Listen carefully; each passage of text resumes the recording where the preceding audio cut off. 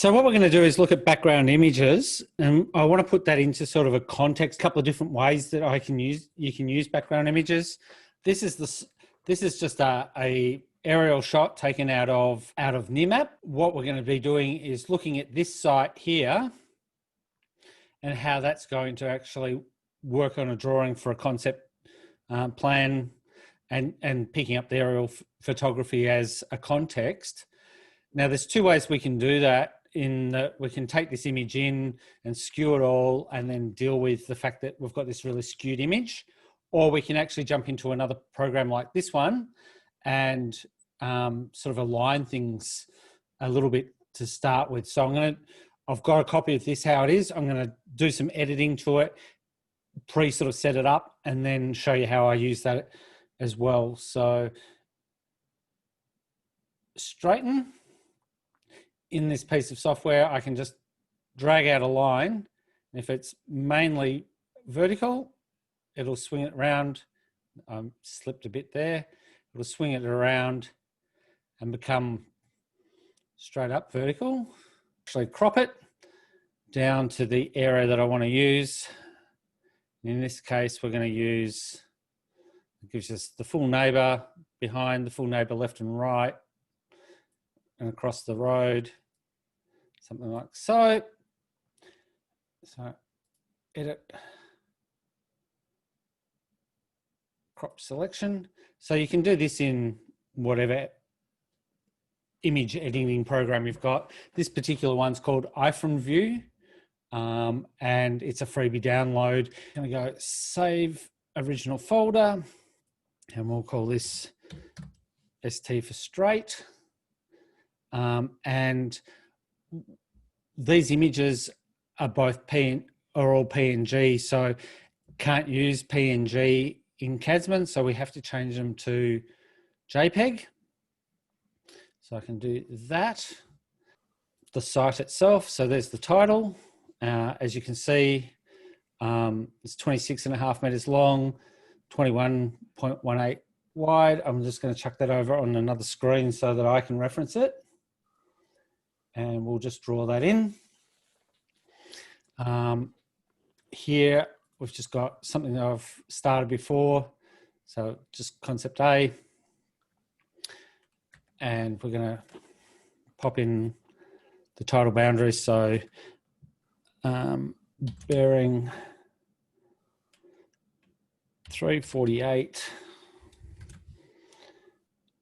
49, and it is 21.18 m for meters, bearing 78, 50. So obviously, if the title was in feet and inches, I can enter my lengths in feet and inches here, and of course it converts it to metric for us. I'm working in meters straight off the title, so I tend to, if the title's in meters, I'll tend to put my lengths in meters. We're 168, 49. We're going to go 21.18 meters and bearing 258, 50 and 26.50 meters. I then work in my north point before I go and rotate my site. Let's use that one that I like and set to the right size and everything to go straight in.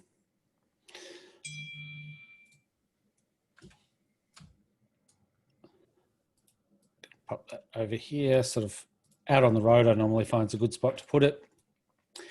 And I'm then going to rotate with 3 points, 0 copies, select that. And I want to use this boundary square to my view. So that's my site ready to go, all to scale. Then I'm going to go to view, background image. And we're going to sample. And the first one I'm going to do is the one that I've already rotated and got square. I'm going to put that in And if I just snap 2 points or pick 2 points, it's roughly sort of somewhere nearby. Doesn't have to be anywhere. Like you can see the outline of the site versus where our site is. I'm going to change the color of my line work, make it something, I don't know, like that. So it's really obvious. And then we're going to calibrate this so that it lines up. And what we do is go background images options and go calibrate. And what we want to do is has a minimum of 3 points that we're going to calibrate. I find for sites, it's better to calibrate each corner of the site. So if there's 4 corners, 5 corners, 6 corners to the site, calibrate all of them and you get a better result. So what we're doing is we're just going to pick right on the corner of the site with a nice steady hand and then snap to the corner, pick and snap, pick and snap. So we're picking the image corner and saying, I want that point there to end up at this point over here, snap. Once I've done as many points as I want to calibrate, done, I then right click and that stretches, rotates, whatever it needs to do to get those points as close to the corners as we can get them. You might go, oh, we're a bit out here. Not happy with that result. You can recalibrate it or you can go, we're all good. I'll just see whether we can get a better option. So we can just go here to there. Of course, we can zoom in and out as we go, which helps get perhaps a smidgen more accurate than what I did when I was zoomed out. I'm just doing the exact same process a second time over. And I'm calibrating that to that, which is the same point. Right click again, it's done another adjustment. That's pretty good. That's what I'm going to stick with. You'll see, not so obviously here, but the image itself is no longer perfectly square. It's just slightly out, but there it is. It's calibrated off. So what that gives me is now I can obviously mark up, dimension, measure, and everything's to scale. So if I wanted to know how far it is, I can measure, you know, what's the size of this thing on the next door neighbour's property, and, you know, go distance from here to there, 9.9 meters. Obviously, we're dealing with an aerial photo, which is slightly distorted and depends on how well exactly overhead the shot is, to how accurate that is. So just be aware that it's within cooey, but it's not going to be perfect. Not quite as good as going out and measuring it. And then I go from there and I'll mark that up. Obviously, I can put a plot boundary on this, but if I was to say put a plot boundary in like this, as you can see, while the plot boundary has cut off the drawing elements, it hasn't cropped the background image. So if I was wanting to actually crop the background image and the extra content out, we'll just delete the plot boundary for the moment. The way I do that is I put in a plane and I go out nice and big. If I hold down Control on the end of doing a plane, I can get a double constrain. So my constraint's turned on, and normally it only constrains between my last point and my next point. But if I hold down the Control, it actually will do a double constrain, so it will constrain the other direction and get myself a nice rectangle. And then I just pick that last point. If I snap to something, that'll override the constraint, but the pick, do I want another loop? In this case, I say yes. And then what I do is I put in a smaller rectangle more like where I want to crop. And now I say no, and I've got a plane. And if I go to come up to and change myself to a textured rendered view, it'll actually crop out. And if I wanted a black matte around, that's how I could get a black matte. If I want to change that to a white matte, I can obviously just jump in and change the color of my plane. Of course, you can also use hide lines and change it to a solid plane. Yes, so if it was hide lines and I go plane solid, that's the other way of doing it. So I don't have, I think I can even do that in so in wireframe. If for some reason I didn't want to be in a hide lines view, I can be in wireframe with a solid. But what you'll have to watch is, of course, that is a drawing element. So if I brought my plot boundary in now and went, here's my plot boundary, it hangs out the sides. So you need to, and that's where it's worth cropping your image originally to somewhat close to the extents that you actually want in the end result. Otherwise, you'll end up with some issues around that type of issue going on. A really big plot boundary. Yeah, you end up with a massive plot boundary and then having troubles putting that on the drawing sheet and working out where things are at. So that in its simplest element is getting a background image in there, calibrated to the site, and you're done. I'm just going to chuck this out of the way and show you what challenges. Your plot boundary's on. That's my problem. So delete my plot boundary. Thanks, Rose. Can't see it for my focus with what I'm talking about. So I can go back to view. If I want to get rid of that plot boundary, I can go to options and I can go display on and off.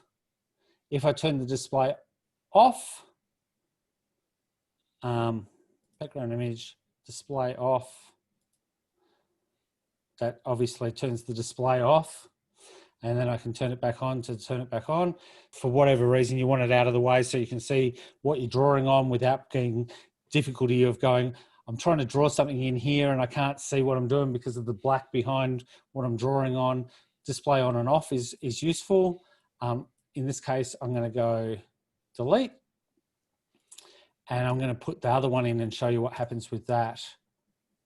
So background image.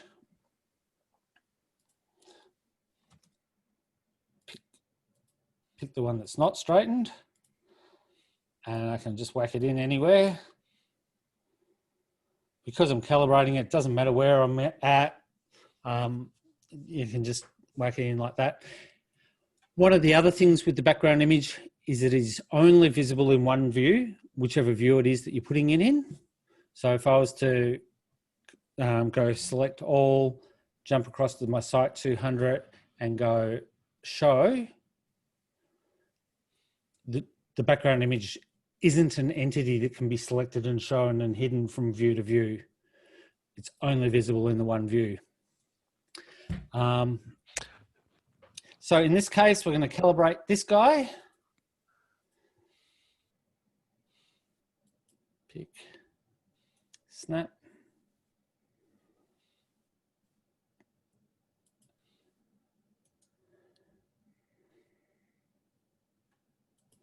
When it goes desperately wrong, I find it's better to actually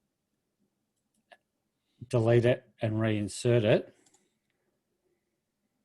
That's better than it is to try and recalibrate it from a desperately wrong, skewed sort of view. So now obviously that becomes even more problematic in trying to crop it out.